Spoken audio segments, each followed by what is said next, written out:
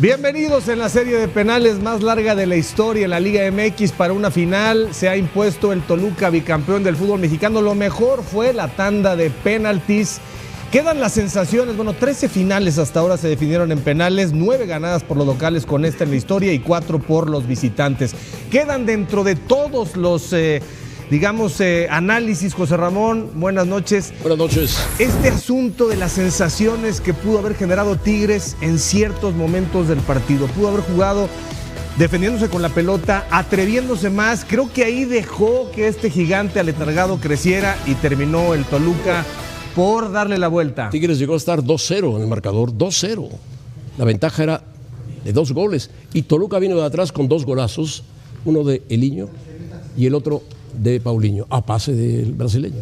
2 golazos y ahí Toluca emparejó el partido. Después, alambres al suelo, se tiraron, pasaron 30 minutos sin pasar nada, hasta que en los penaltis Nahuel Guzmán fue el desastre.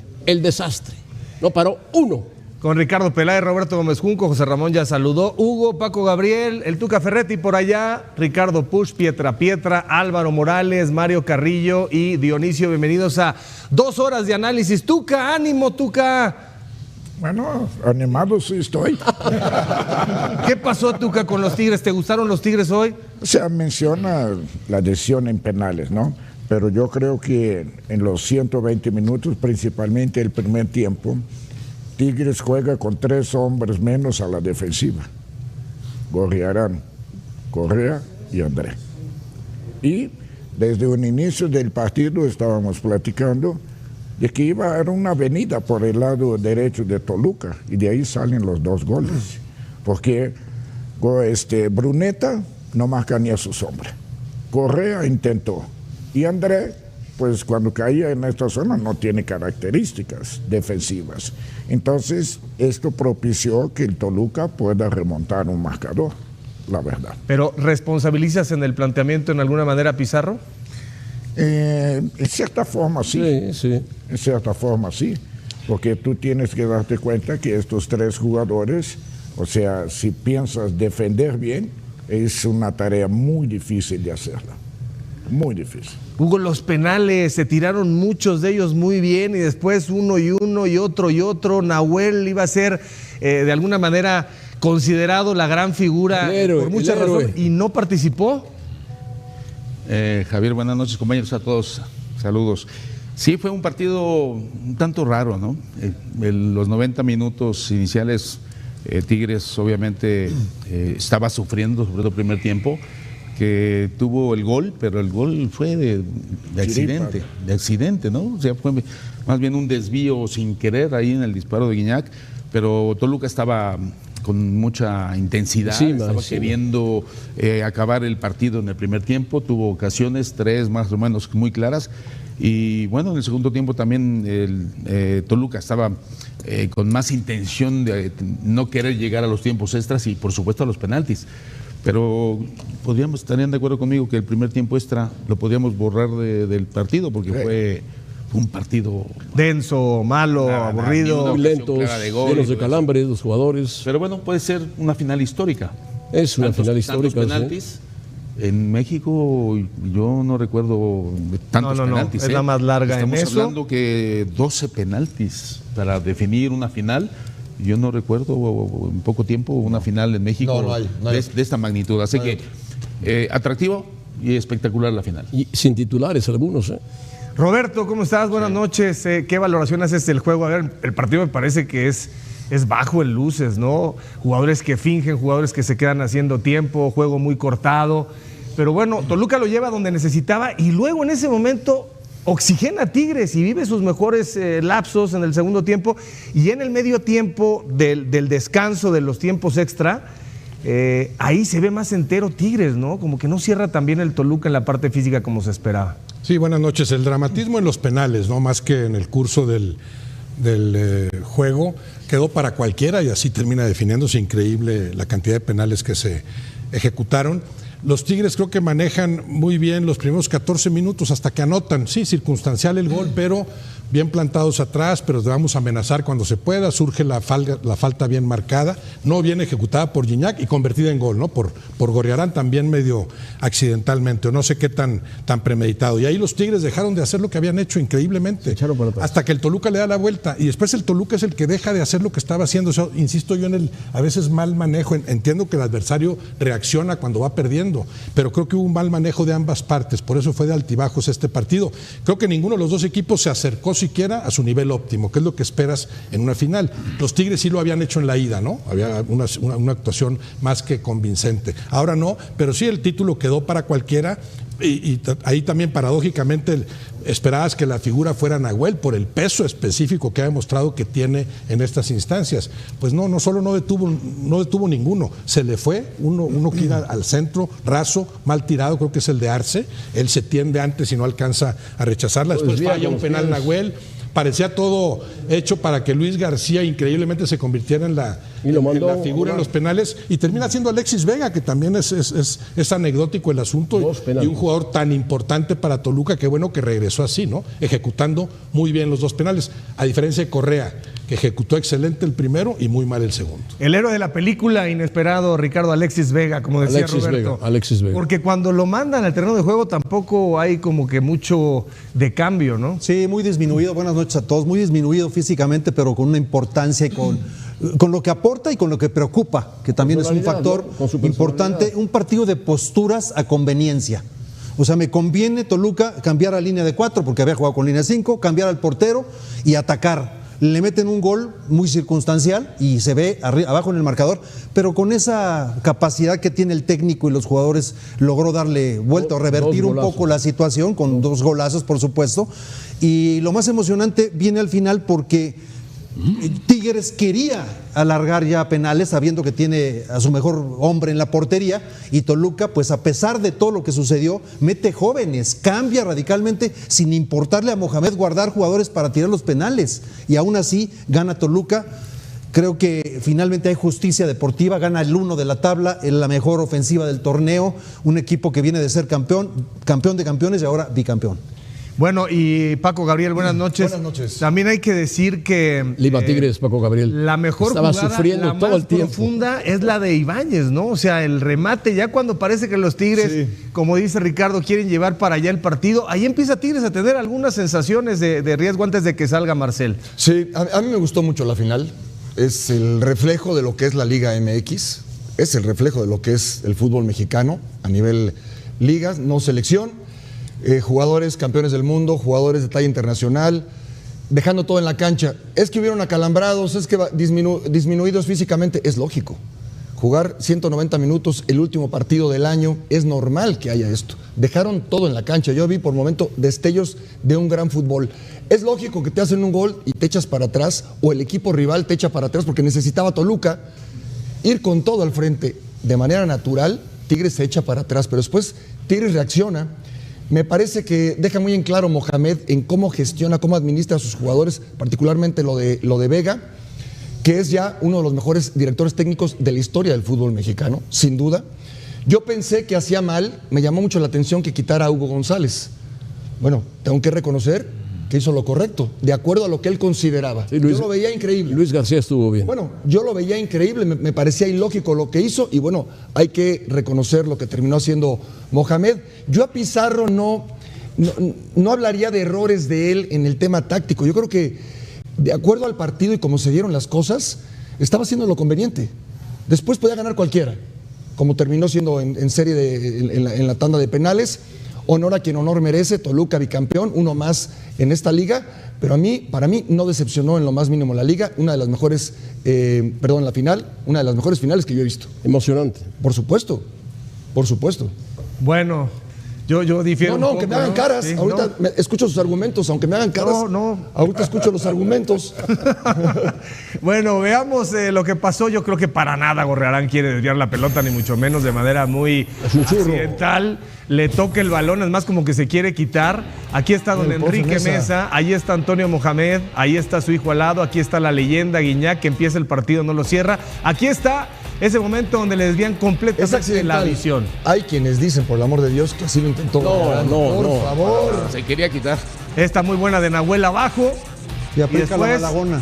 Lo que duró el Niño en el campo fue muy productivo, ¿no? Incluso su golazo, aquí un cabezazo muy y el mal. pase a Paulinho. Sí, aquí está el gol.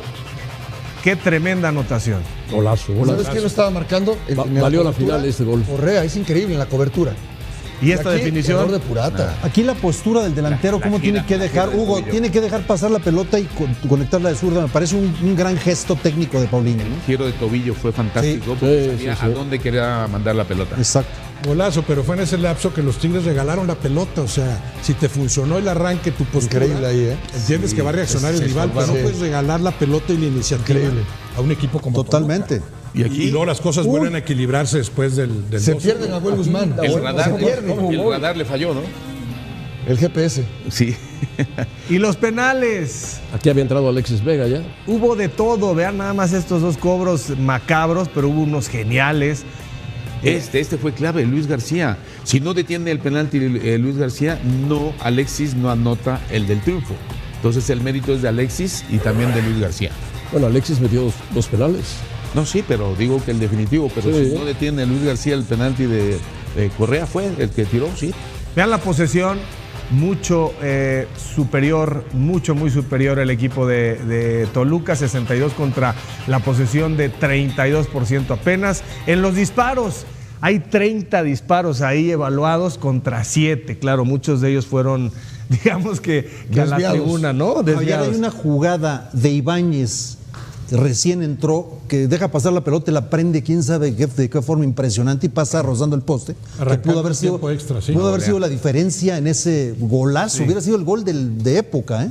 A ver, ¿a alguien más le gustó como tal, como espectáculo futbolístico la final, además de Paco? ¿A alguien le gustó? A mí sí me gustó. Fue emocionante, fue bien, por momentos bien jugada. Mejor el Toluca que Tigres. Tigres muy pasivo, entregó la pelota. Se tiraban mucho al suelo. Guiñac ya no puede jugar, pobre Guiñac. Ya no puede Javier, ya no puede. ¿No les gustó la final? O sea, los 90 minutos. No, la final completa como tal. No, estamos hablando del juego de hoy. Me pareció muy espeso. A mí sí me gustó y se me hizo muy emocionante. Finalmente se va hasta la los última penales instancia. sí. No todos. Son posturas, Javier. Son posturas. Claro. Empieza uno, empieza el otro. Bueno, ahora soy yo por el que eso, tengo que ir. a ver, ¿alguien más no le gustó, Roberto? No sé si les gustó como tal. No, para Bueno, ya dijeron José Ramón para el Ricardo nivel, y un servidor. Para lo que pueden jugar ambos equipos, por supuesto que me decepcionó. Sí, ambos equipos a lo largo del torneo han jugado mucho mejor que esto. Los Tigres no lograron jugar ni siquiera al nivel del partido de ida, entendiendo que es distinto 2-0 como arriba, visitante y trataron de dosificar y todo eso. Una final se juega a ganar. Y con un enfoque brutal y no tienes que ser espectacular. Y se juega con Tienes más que buscar intensidad y con más elaboración la forma de de juego. contener al rival y cómo te puede hacer daño en qué momento, ¿no? Dime Yo te si los escuché goles. decir que parecía partido de la ¿Vimos las jornada grandes 7. jugadas hoy? Hugo, eso ¿no te lo dijiste gustaron los tú. goles de Niño y Paulinho? ¿No, qué, perdona? ¿No te gustaron los goles? Sí, los goles sí. Fueron dos golazos. ¿Y fueron en los tiempos extras o en la Los goles o la No, final. los goles El sí, partido, pero- ¿de qué estamos hablando? Pues sí. Entonces, No, Es parte de la una, final. es una final completa, muy atractiva, muy interesante y únicamente lo que quitaba el primer tiempo extra.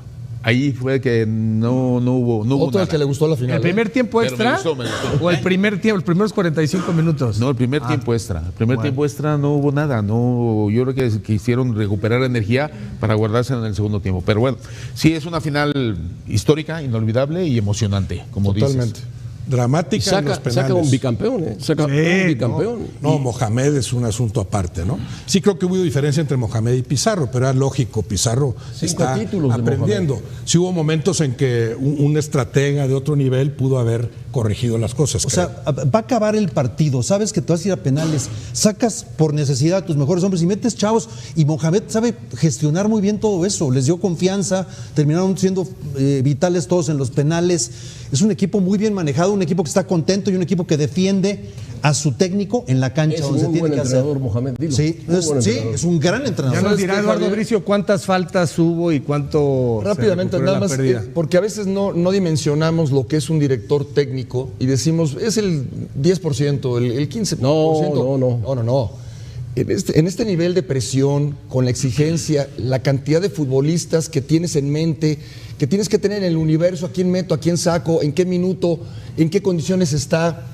Por eso yo digo que no solamente es el partido como tal, evidentemente no puedes jugar con la misma dinámica que juegas en la fecha 7, en la fecha 15 o en el inicio de la liguilla. Se va acumulando el cansancio, eso lo sabemos todos. Los cambios, ¿cómo lo hace? Yo creo que Pizarro no desentona. La experiencia y la capacidad de Mohamed, él da un salto de calidad como técnico, me parece que por lo mismo está ya en otro nivel como técnico, pero es una final y además el estadio lleno y todo lo que representa, todo lo que se dio, la verdad creo que es una de las mejores finales que hemos visto. Y el mejor jugador en general, los 90 minutos, tú dime. Te digo, Marcelo Ruiz.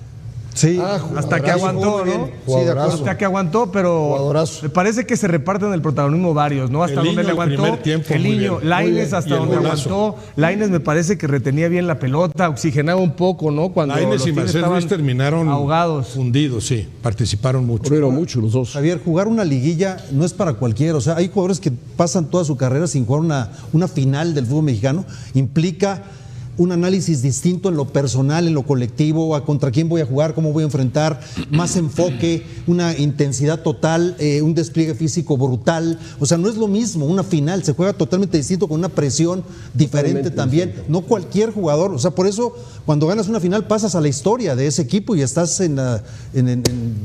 haces una historia, escribes una historia y pasas a la historia. ¿No te gustó la final? No, a mí como a Roberto, o sea, entiendo, o sea, pues no somos nuevos en esto, entendemos el contexto de presión, de tensión, etcétera.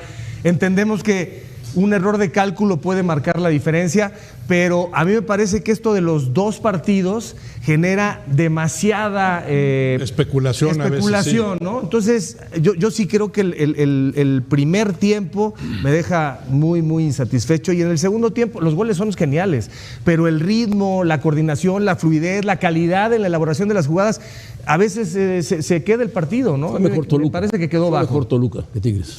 Pero, no sé, en los 180 minutos, bueno, más los 30, los 210, no sé si haya sido mejor el Toluca. Nos quedamos con eso, dramáticos los penales como nunca se habían producido, eso sí, y nos quedamos con ese dramatismo, pero ya estaba para cualquiera. De hecho, ese penal que yo creo que debió de tener Nahuel, porque va al centro raso, claro, se vence antes y luego no alcanza a estirar el pie lo suficiente para rechazar esa pelota, estaríamos diciendo todo lo contrario. Los Tigres mucho mejor. No, creo que la final quedó para cualquiera, eso sí quedó muy claro. Es el gran fracaso. La final terminó siendo un volado, pero yo creo que un equipo bien preparado, claro que tiene que llegar en su mejor momento a unas instancias finales, y por eso hemos visto mucho mejores finales. Si nos hubieran los Tigres no se acercaron ni siquiera a lo que fueron en la ida. Si nos hubieran preguntado antes de tirar los penales, yo creo que todos los que estamos aquí hubieran dicho 70-30 o 60-40 en favor de Tigres. ¿Sí o no? Sí, por Nahuel. Por favor, si es lo que quería Tigres al final. Pero Nahuel, que fue un fracaso. Es que Nahuel es el mejor portero de la liga, pero por mucho. Y hoy, bueno, el Tuca no ha hablado, Javier. No detuvo alguno. No, pero el Tuca ya dijo que el planteamiento de Pizarro le parece que es corresponsable. A ver, se nos olvida que jugó el número 1 contra el número 2. Sí. ¿Qué esperan? Que haya 10 goles. No, parejo. No. Claro. No, para nada. No más goles, mejor fútbol. Contraponen. Sí. O sea, oye, aparte de lo que no es una cáscara. No. Tuca, aparte de lo que me gustó desde el primer minuto fue la intensidad con la que jugaron los dos equipos. Era una fuerza, una lucha, el pelear por la pelota. Me gustó porque los dos equipos mostraron que estaban jugando una final. Sí. Y la final se engrandeció. Así se juegan las finales. Claro, los dos equipos jugaron como si estuvieran jugando una final. Y realmente lo hicieron así. Bueno, vamos a ver qué dicen allá en la mesa después de mensajes sobre el ritmo, sobre la Toluca calidad. Y los demás son de Tigres casi todos. Hay que decir a lo que decía Hugo, agregar nada más con un árbitro, el mejor, con una gran personalidad. Sí. Nadie le podía reclamar nada, un gran trabajo, ya lo dirá allá. Ya nos dirá Lalo, pero sí, a mí me gustó mucho el arbitraje. Se fue del lado de Toluca, pero la gente de Tigres tiene que estar consciente de que esto es así, pudo caer del otro lado en cualquier momento. Volvemos en Picante.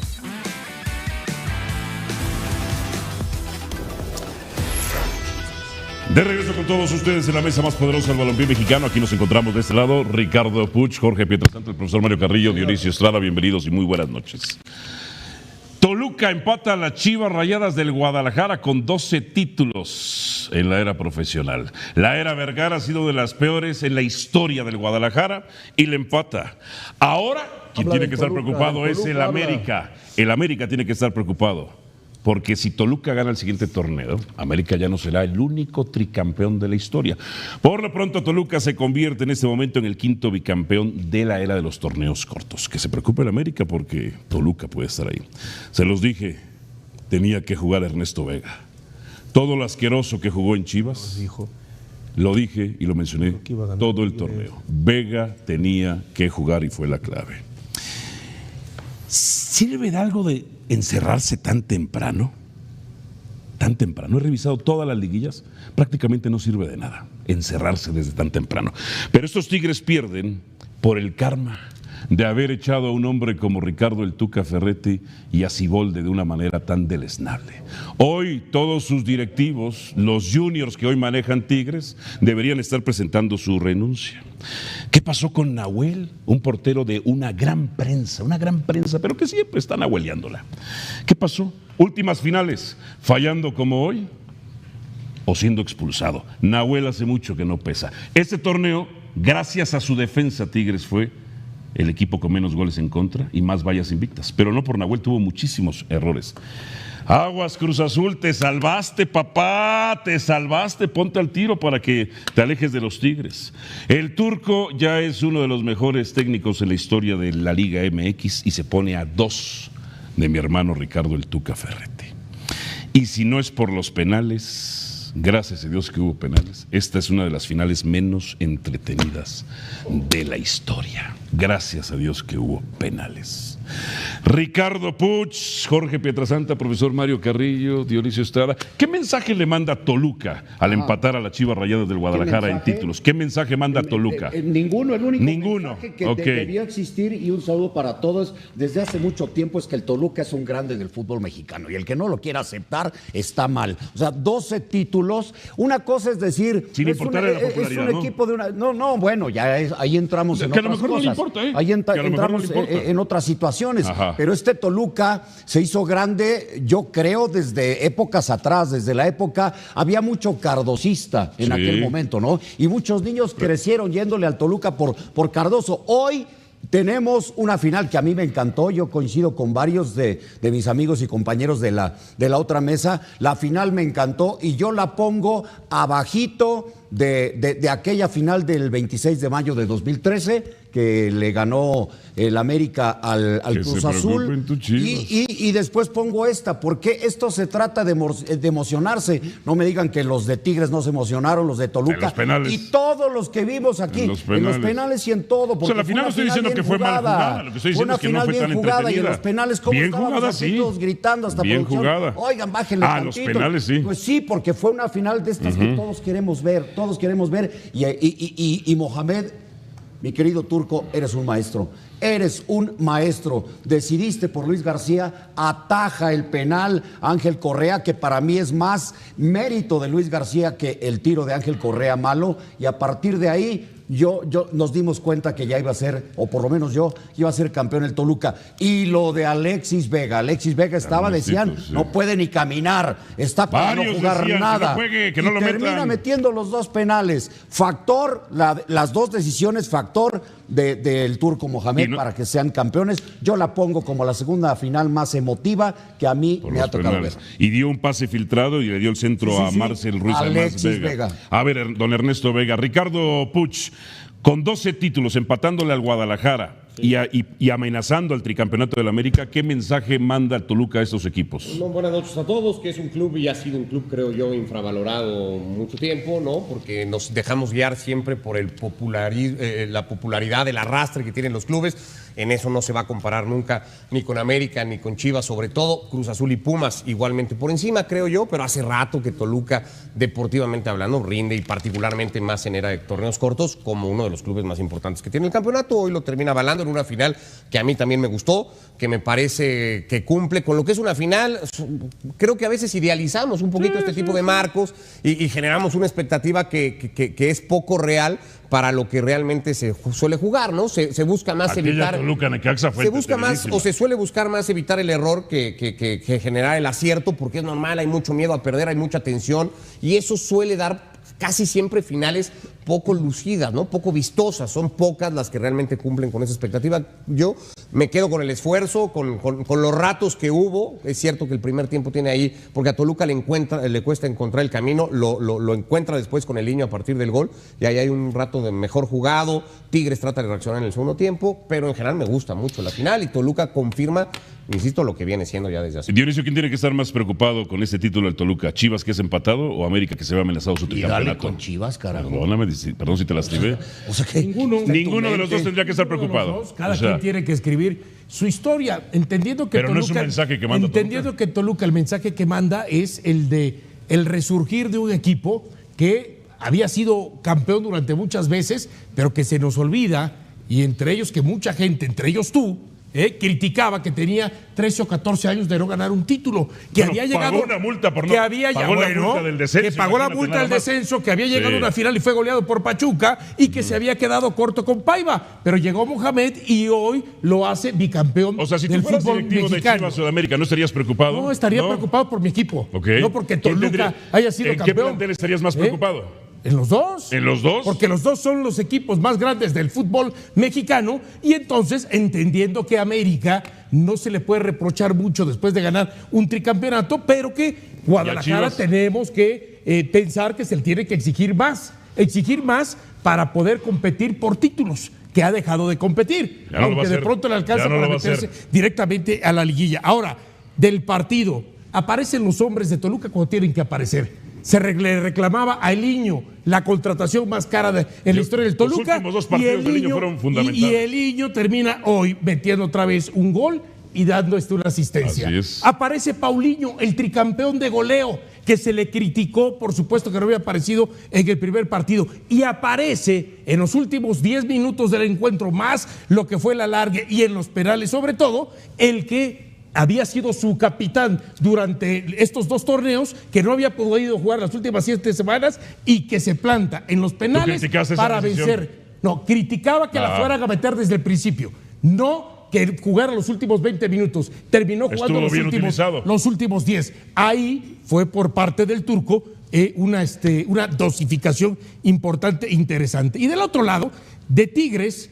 hay que decirle a Tigres que su soberbia de pensar que fue la mejor defensiva del torneo, que fue el equipo, y no por Nahuel, que fue el equipo que más ceros mantuvo a lo largo del torneo, eso también lo hace perder el título. Porque con el 2-0 dijo, difícil que me claven 3 goles, pero lo habíamos dicho, este Toluca en casa, hasta antes de este partido, los últimos 11 que había jugado, solamente había quedado 1-1 con Pumas y 0-0 con Juárez en los cuartos de final. Después metía de 2, de a 3 y hasta de 6 goles. Y entonces Tigres, su pecado fue ese. Pensar que defensivamente, esa soberbia de decir pensaban después que del 2-0. Y termino. Correa, lamentablemente, que yo pienso que sigue siendo la contratación del torneo, hay que decirlo. O sea, lo termina dejando Pizarro, quizás por lo mismo de los penales, quizás porque le pueda alguna diferencia, pero hay que decirlo. Ya estaba muy cansado, apenas llegaban los balones desde los tiempos extras, y comparto con los que dicen que les gustó la final, porque no nos podemos quejar, no podemos criticar, pero los equipos cuando jugaron abierto era ida y vuelta, y vuelta. Tigres tuvo 2, la que falló Ibáñez en una media vuelta, la que falló Correa en el primer tiempo, y también Nahuel. Pero fue más denso. Y también Nahuel tuvo sus jugadas que detuvo. Entonces, yo no le tengo nada que criticar a estos dos equipos. Por lo menos en el dinamismo, la intensidad, en el ida y vuelta. ¿Cuál dinamismo de Tigres? Hubo un momento en que el partido se abrió. El arranque de partido hasta el gol.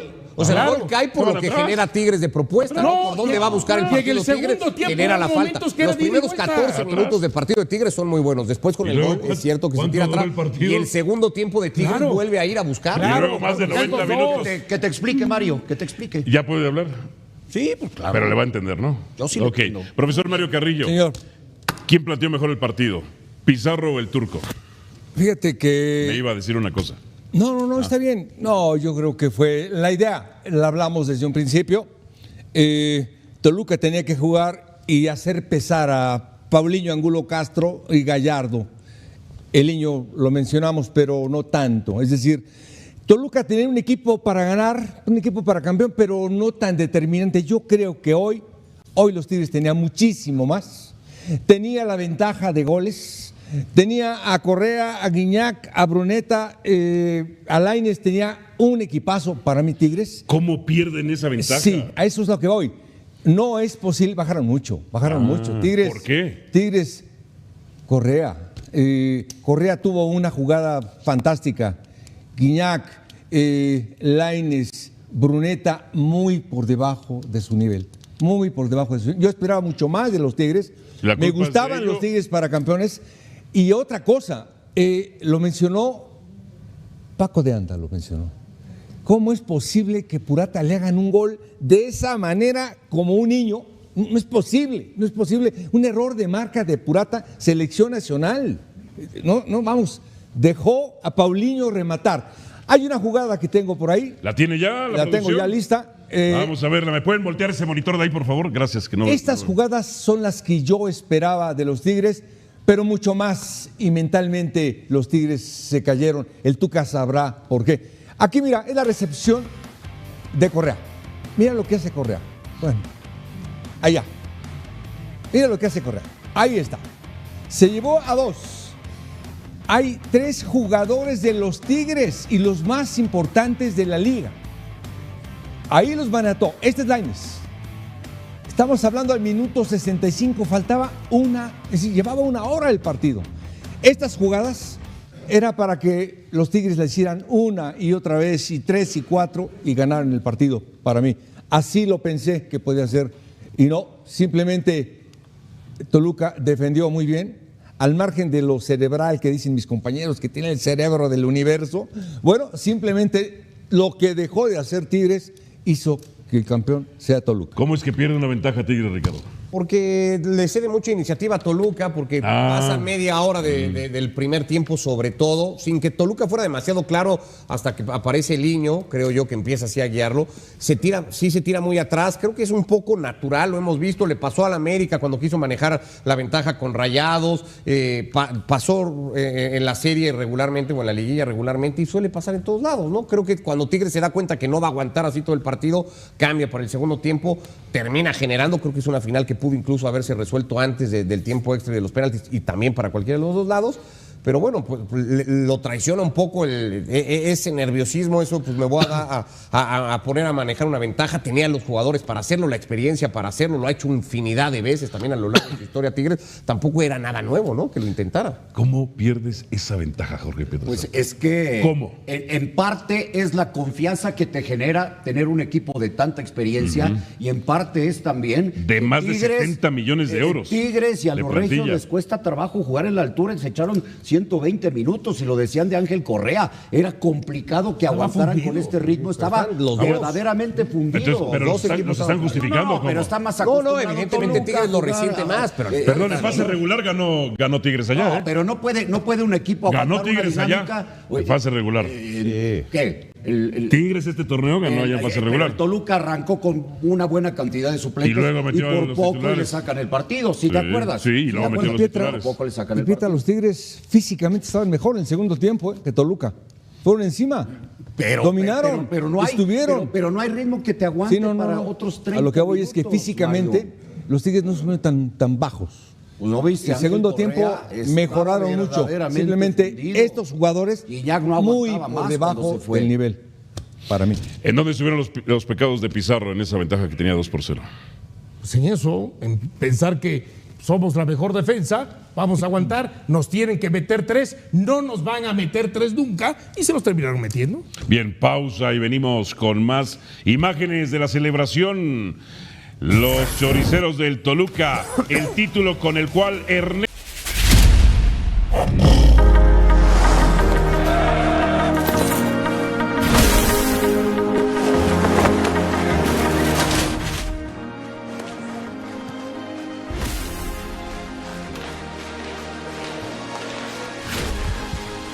Los clubes de la Bundesliga de fútbol por los costes policiales para asegurar los partidos de alto riesgo.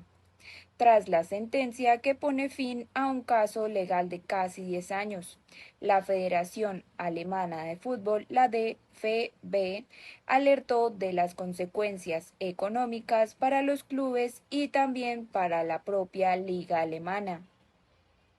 En comparación con otras ligas internacionales, sin embargo, la ciudad-estado de Bremen celebró la decisión de la máxima instancia judicial alemana, en donde en 2015 la ciudad aprobó una ley que permitía a la policía cobrar a los clubes por el coste añadido de vigilar los partidos de la Bundesliga de especial peligrosidad, así como a otros actos multitudinarios similares.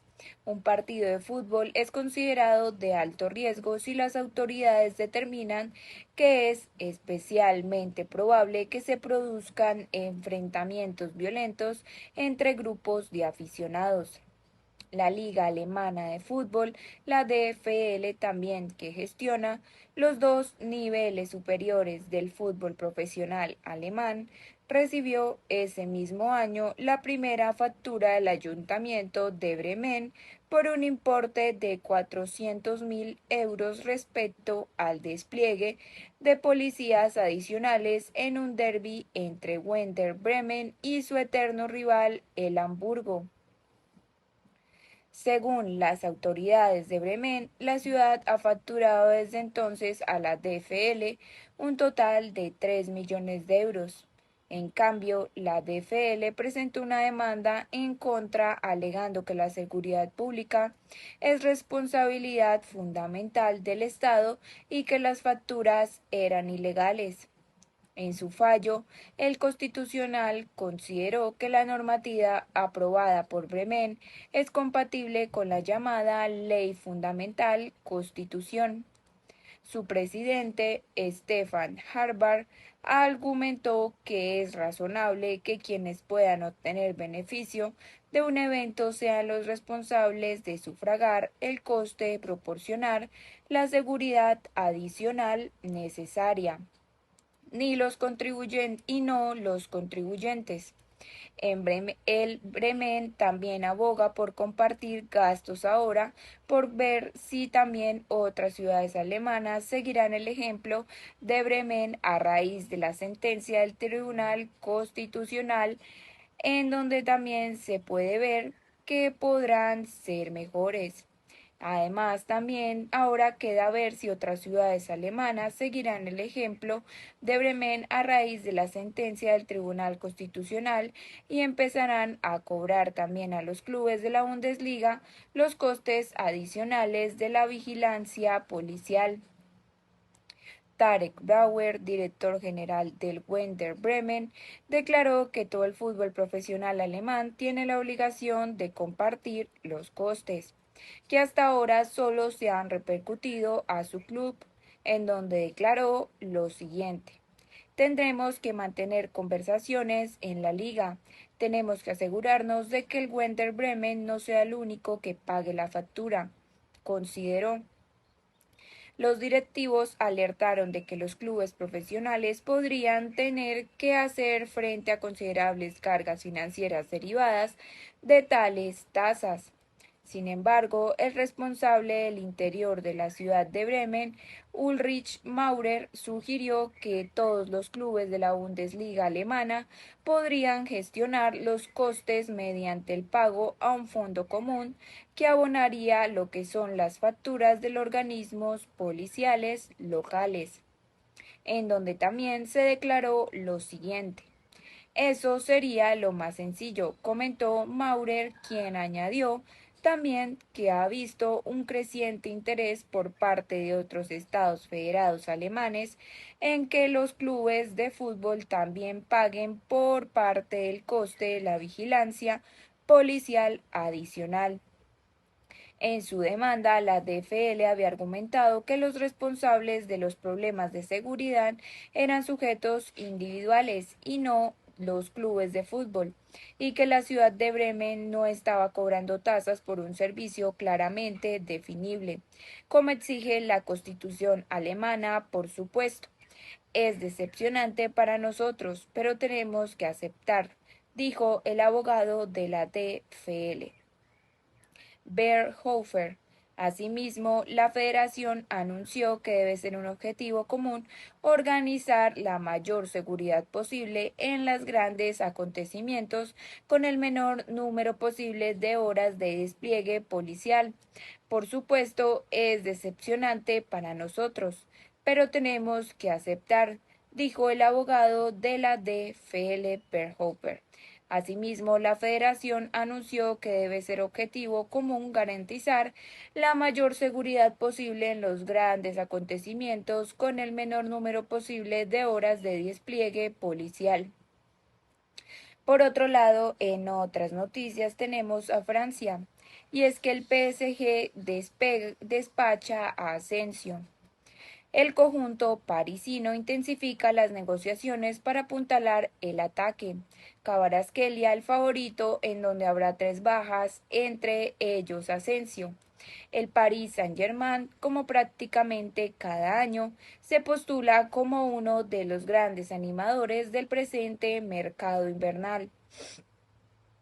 Tras días inactivo, el cuadro parisino ha intensificado las negociaciones para apuntalar el ataque y además para cincelar la operación salida, con el objetivo de fortalecer lo que es la plantilla antes de afrontar el tramo más importante de la temporada, en la que la clasificación para la siguiente ronda de la Champions League está en el aire a 2 jornadas de la finalización de la liga, en donde los dirigentes del Paris Saint-Germain reactivaron esta semana las conversaciones para hacerse con los servicios de Kvaratskhelia. El georgiano de 23 años quiere marcharse del Napoli y su objetivo es aterrizar en París, mismo escenario que el acaeciado en verano, pero con un matiz importante, ya que los de Partenopei esta vez están abiertos a traspasar a uno de los mayores activos de la plantilla. Su coste de 70 millones no genera unanimidad en París, pese a que el actual líder de la Ligue 1 ha avanzado en las negociaciones a tal punto de que podría cerrar un acuerdo en las próximas horas. El Paris Saint-Germain antes debe acelerar lo que es la operación salida para que haya hueco para los refuerzos. 3 jugadores, Asensio, Skriniar y Kolo Muani, también tienen todas las papeletas para hacer las maletas en invierno, aunque también se presentan obstáculos que podrían provocar una dilación en sus respectivas situaciones. El español, por ejemplo, dispone de un salario de 10,8 millones de euros brutos por temporada, por lo que si no accede a rebajar sus pretensiones será difícil atisbar un traspaso en el club que se haga con sus servicios, asuma la totalidad de sus emolumentos.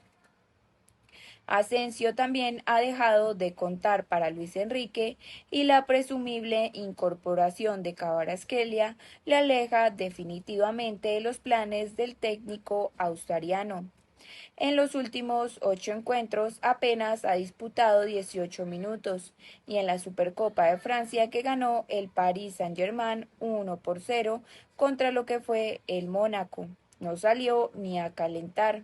El español ya está barajando lo que es una salida en el mercado invernal y ya hay equipos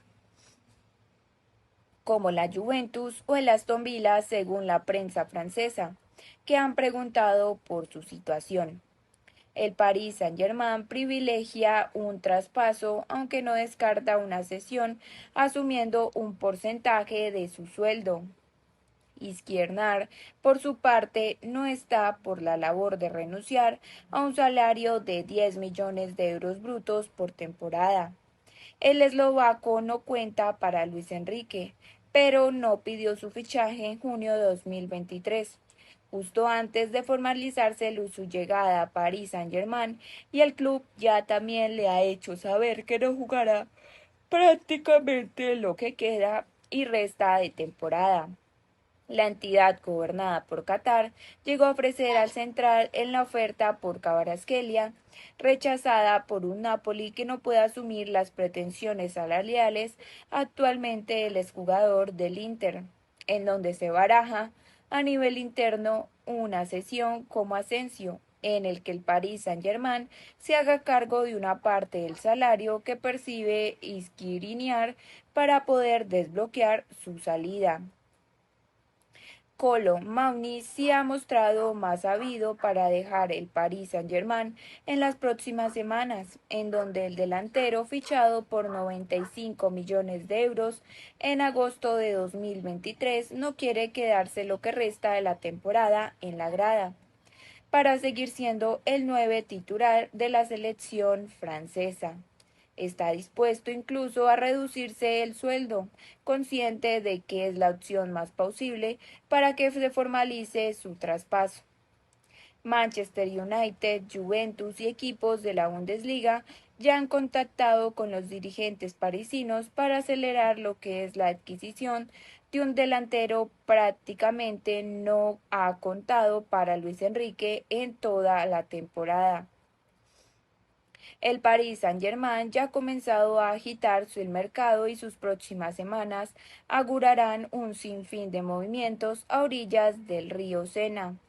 Luis Enrique sin titubeos, y si algo también ha caracterizado a Luis Enrique desde su llegada al Paris Saint-Germain es aplicar una gestión interna sin favoritismos, en la que el colectivo pondera por encima de todo y en la que no se casa con nadie. Sin ir más lejos, el asturiano no le tembló el pulso la temporada pasada para sentar a Kylian Mbappé cuando el delantero le confió al Khelaifi que no renovaría con el Paris Saint-Germain. Misma situación que la acontecida a lo largo del curso. A pesar de ser una de las piezas más importantes ahora mismo del equipo, el gigonés protagonizó sus más y sus menos con Dembélé, al que desconvocó antes de un partido contra el Arsenal por indisciplina y después cuando fue expulsado contra el Bayern de Múnich en Champions, en donde no dudó en dejarle en el banquillo durante partidos consecutivos. El toque de atención surtió efecto, ya que el extremo ha comenzado el año como un tiro y se ha consolidado como uno de los delanteros más eficientes del Paris Saint-Germain en el último mes y medio. Con Skriniar y Kolo Muani, dos fichajes estrellas del Paris Saint-Germain en 2023, la gestión ha sido idéntica. Al eslovaco le comunicó en verano que no entraba en sus planes y así lo ha ratificado, no otorgándole ni un solo minuto en la Champions League y desconvocándole prácticamente todos los partidos desde diciembre. El delantero fichado por 95 millones ha desaparecido del mapa en París, incapaz de asentarse en un equipo en el que para ser titular hay que ganárselo en los entrenamientos. Con Asensio, a su vez, Luis Enrique ha primado lo colectivo. El Balear era un titular a comienzos de temporada, pero no supo considerarse como falso 9 del Paris Saint-Germain. Su última titularidad fue el 6 de noviembre en Champions contra el Atlético. Y el técnico australiano apenas le ha brindado 18 minutos en los últimos 9 encuentros de los parisinos, forzándole a buscar una salida que podría consumarse antes del final del presente mercado invernal. Lucho también se pone firme en París y el Paris Saint-Germain lo secunda. Después de años en lo que fue capaz de conciliar y cincelar un proyecto competitivo, Luis Enrique dijo: por Kvaratskhelia no hablaré. El Paris Saint-Germain de afrontar dos finales en Ligue 1 contra el Lens y sobre todo frente al Manchester City, debe abordar un paradero este miércoles contra el Spali de quinta división francesa en los 16avos de la Copa de Francia. En la antesala del encuentro, el entrenador de los parisinos, Luis Enrique, atendió a los medios de comunicación asegurando que habrán rotaciones. además de no pronunciarse sobre el fichaje de Kvaratskhelia y las ausencias de Kolo Muani y Nierz, que también declaró lo siguiente: me encanta que mis jugadores tengan la información de si van convocados o no antes que vosotros, los periodistas. Mañana veréis si van o no convocados. En rotaciones hay que llegar al partido del City en las mejores condiciones. Habrá rotaciones. ¿Quién será el titular en Copa? Es una buena pregunta. Lo pensaré esta noche. Es necesario que reflexione. Las decisiones nos gustan siempre a los jugadores. Tengo confianza en mis 3 guardametas y veremos quién juega. Sobre Marquinhos, dice que no jugará mañana y que no es una lesión importante, pero no queremos tomar riesgos. El fichaje de Kvaratskhelia también declaró que le encanta hablar de jugadores que no están en la plantilla, pero no lo haré. Por otro lado, en otras noticias tenemos al Toronto FC. El Toronto FC refuerza su ataque con Tio Corbeanu. También el Toronto anunció la llegada de Tio Corbeanu a préstamo desde el Granada CF. El fichaje del canadiense buscará reforzar una ofensiva necesitada, en donde el Toronto FC también ha dado un paso significativo para fortalecer su plantilla de cara a la temporada 2025 de la Major League Soccer. El club canadiense ha anunciado la incorporación de Tio Corbeanu, un joven y talentoso extremo canadiense que llega a préstamo desde el club español Granada CF, con opción de compra al final del préstamo. A sus 22 años, Corbeanu también se presenta como una de las promesas más excitantes del fútbol canadiense y su regreso a la MLS genera una gran expectativa, tanto entre los aficionados del Toronto FC como el de la comunidad futbolística canadiense, de regreso a casa. La noticia de la llegada del Corbeanu a Toronto FC se produce después de varias temporadas de seguimiento por parte del club, que no conoce bien el talento del jugador. Corbeanu, nacido en Burlington, Ontario, y formado en la academia del Toronto FC, regresará a su ciudad natal tras una exitosa pero compleja etapa en Europa, donde vivió experiencias valiosas que le permiten aportar una gran versatilidad a la ofensiva del club. Jason Hernández, gerente general del Toronto FC, expresó su satisfacción por la incorporación del joven extremo, en donde declaró lo siguiente: estamos muy contentos de darle la bienvenida a Tio como uno de nuestros prospectos más destacados en la academia. Hemos seguido su recorrido por Europa y estamos emocionados de tener la oportunidad de trabajar juntos nuevamente. Además, también destacó las cualidades de Corbeanu, en donde declaró lo siguiente: Tio proporcionará a nuestro ataque una combinación de habilidad técnica y física que estamos seguros encajará en muchas de nuestras necesidades para 2025 y más allá. Es un profesional joven, motivado y con una mentalidad fuerte, una cualidad que será muy preciada en nuestro equipo. Trayectoria de un joven con experiencia internacional. A pesar también de su corta edad, la carrera de Tio Corbeanu ha sido nada menos que impresionante.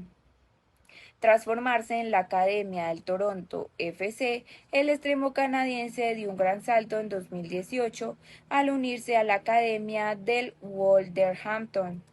Los Wanderers, uno de los clubes más prestigiosos de la Premier League inglesa. Durante su paso por los Wolves, Corbeanu también hizo historia al convertirse en el canadiense más joven en debutar en la Premier League, un hito que alcanzó el 16 de mayo de 2021 al saltar al campo con un partido contra el Tottenham Hotspur. Aunque su incursión en la máxima categoría del fútbol inglés fue breve, el canadiense demostró su potencial en una serie de sesiones que lo llevaron a diferentes equipos en Inglaterra, Alemania y Suiza. En 2021 fue cedido al Sheffield Wednesday FC y luego al Milton Keynes Dons FC, para finalmente recalar en el Blackpool FC en 2022. Estas sesiones también le dieron a Corbeanu una valiosa experiencia en varias ligas europeas y lo ayudaron a seguir desarrollándose como jugador entre 2023 y 2024. Corbeanu formó parte del Granada CF en España, donde participó en 22 partidos oficiales, jugando en competiciones tan exigentes como la Liga, la Segunda División y la Copa del Rey, aunque su paso por el club nazarí no estuvo marcado por una gran cantidad de goles. El jugador se mostró en constante crecimiento y fue capaz de marcar su primer gol con el equipo el 3 de marzo de 2024 en un duelo contra el Villarreal CF. En el ámbito internacional, la carrera de Tio Corbeanu ha sido igualmente destacada. Inicialmente presentó a Rumania a nivel juvenil, pero en 2020 tomó la decisión de cambiar su lealtad futbolística para jugar con la selección de Canadá, un país que siempre lo consideró una de sus grandes promesas. Desde su debut con la selección mayor de Canadá en 2021, Corbeanu ha acumulado 7 partidos con la camiseta roja y blanca, participando en partidos clasificatorios para la Copa Mundial de la FIFA 2022 y en la Copa Oro de la CONCACAF. Su primera aparición en la red llegó con un contundente 5-1 contra Bermudas, donde anotó su primer gol con la selección canadiense. En el ámbito internacional, la carrera de Tio Corbeanu ha sido igualmente destacada. Inicialmente representó a Rumania a nivel juvenil, pero en 2020 tomó la decisión de cambiar su lealtad futbolística para jugar con la selección de Canadá, un país que siempre lo consideró una de sus grandes promesas. Desde su debut con la selección mayor de Canadá en 2021, Corbeanu ha acumulado 7 partidos con la camiseta roja y blanca, participando en partidos clasificatorios para la Copa Mundial de la FIFA 2022 y en la Copa Oro de la CONCACAF. Su primera aparición en la red llegó con un contundente 5-1 contra Bermudas, en donde anotó su primer gol con la selección canadiense. Por otro lado, en otras noticias tenemos en Austria que Klopp declaró lo siguiente: quiero alas a las personas. El ex técnico del Liverpool fue presentado como nuevo jefe global del departamento de fútbol de Red Bull y descartó ocupar un banquillo del grupo Jürgen Klopp. Fue presentado este martes como nuevo Head of Global Soccer de Red Bull. El ex técnico del Liverpool, quien dejó su puesto en los Reds este pasado verano por decisión propia, compareció en los medios en Salzburgo, sede del gigante de las bebidas energéticas, y habló sobre sus planes al frente del departamento de fútbol de la compañía. Klopp, además de dejar claro que no asumirá la dirección de ningún equipo del grupo empresarial, también abordó los siguientes temas: cambio de rol, en donde declaró lo siguiente: ya no era realmente feliz como entrenador, cada semana era lo mismo, un partido tras otro. Soy una persona muy curiosa y quería probar algo nuevo. Ya no necesito mejorar el juego en lugares específicos, sino que quiero hacer que el fútbol sea mejor en todo el mundo. No preparar un nuevo partido cada semana, sino trabajar en el panorama general. Sobre Red Bull declaró lo siguiente: esta marca es, en el ámbito deportivo, mucho más que solo fútbol. Si en algún lugar del mundo un avión hace cosas extraordinarias, probablemente sea de Red Bull. Nosotros, los aficionados al deporte, amamos eso. Ahora estoy aquí y tenemos un equipo fantástico. Todos están apasionados por esta empresa en todas las áreas y departamentos. Se trabaja con esfuerzo y entusiasmo. Los objetivos, declaró lo siguiente: quiero compartir mi experiencia y luego veremos. Hay diferentes situaciones en todos los clubes alrededor del mundo y será un rol asesor, porque cada club tiene su propia estructura individual y no voy a acercarme a nadie para decirle lo que tiene que hacer. Soy un libro abierto, cualquiera aquí puede acercarse a mí en cualquier momento. Sé que esto no es un evento publicitario, pero si me hubiera puesto a pensar en lo que realmente quisiera hacer, habría dicho quiero ayudar a las personas y darles alas. Eso encaja a la profesión con esta marca. También sobre el Liverpool declaró lo siguiente: en el ámbito público a menudo se me percibía únicamente como el motivador apasionado al borde del terreno de juego, pero mi rol desde hace tiempo era mucho más estratégico. En Liverpool, como entrenador de equipo, también era responsable de fichajes y demás. En Dortmund también tomábamos muchas decisiones en equipo. Ahora es simplemente algo más global, abarcando varios clubes. Sobre el dinero declaró lo siguiente: por supuesto, el dinero es clave en el fútbol, pero aún así hay mucho espacio para tomar buenas decisiones y desarrollar modelos. Está claro que un patrocinador siempre te brinda más margen de maniobra. No vamos a engañarnos. Sin embargo, la cuestión es qué se hace con ello entrenar un club Red Bull. También declaró, no lo descarto rotundamente.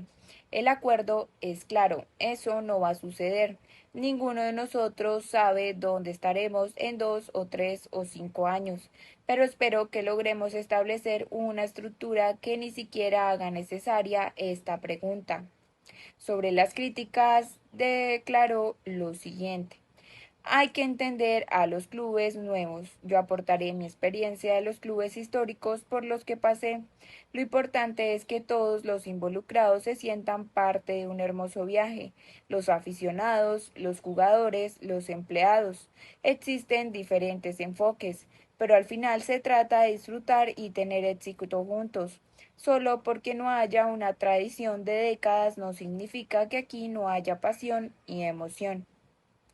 Jugadores del Liverpool que ficharía para el Red Bull, y su respuesta fue la siguiente: quizás Virgil, puedo imaginarme a Virgil van Dijk en los New York Red Bulls en unos años, y a Trent Alexander-Arnold, por supuesto.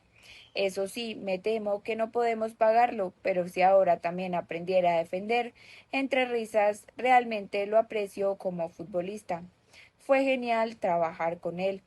Sobre el seleccionador alemán, su respuesta fue la siguiente: no es un tema para mí, todo lo que hago lo hago con total convicción, al igual que esta tarea ahora. Además, tenemos al mejor entrenador de la selección alemana que podríamos tener. Es la mayor influencia que hemos tenido en años, y la selección nacional estaba en el suelo y él, con unos pocos partidos, logró darle un giro radical.